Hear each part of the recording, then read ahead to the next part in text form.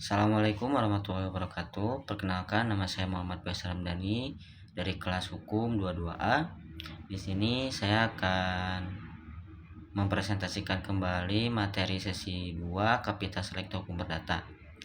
Hukum perdata yang berasal dari istilah Bujarrikrek merupakan bagian dari hukum yang mengatur hubungan antara individu dan badan hukum. Berbeda dengan hukum politik yang mengatur hubungan antara negara dan individu. Hukum perdata fokus pada kepentingan pribadi, mencakup aspek kekeluargaan dan pergaulan masyarakat. Secara umum, hukum perdata bertujuan untuk memberikan kenyamanan, ketertiban, dan keadilan dalam interaksi antara warga negara dengan penekanan pada kebebasan individu dalam menggunakan hak dan melaksanakan kewajibannya. Hukum perdata terbagi menjadi dua, yaitu hukum perdata material dan hukum perdata formil. Hukum perdata material menentukan hak dan kewajiban individu dalam menemukan hak dan kewajiban individu dalam bidang perdata seperti yang diatur dalam Kitab Undang-Undang Hukum Perdata (KUH Perdata) dan Kitab Undang-Undang Hukum Dagang (KUH Dagang).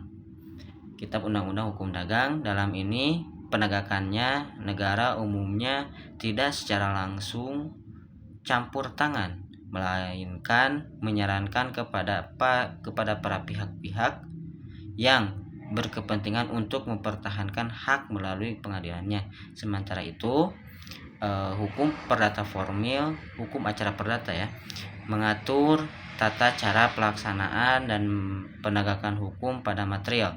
Sumber-sumber hukum perdata formil tersebar dalam berbagai peraturan perundang-undangan. Seperti HR untuk Jawa dan Madura, R3G untuk luar Jawa dan Madura, Undang-Undang Mahkamah Agung dan jurisprudensi. Tujuannya utamanya adalah untuk menjamin ditaatinya hukum perdata material, mencegah tindakan main hakim sendiri, dan melindungi hak perseorangan melalui proses pengadilan yang adil. Begitu saja yang bisa saya sampaikan dari materi sesi 2, yaitu tentang apa saja jenis-jenis hukum perdata yang saya jelaskan.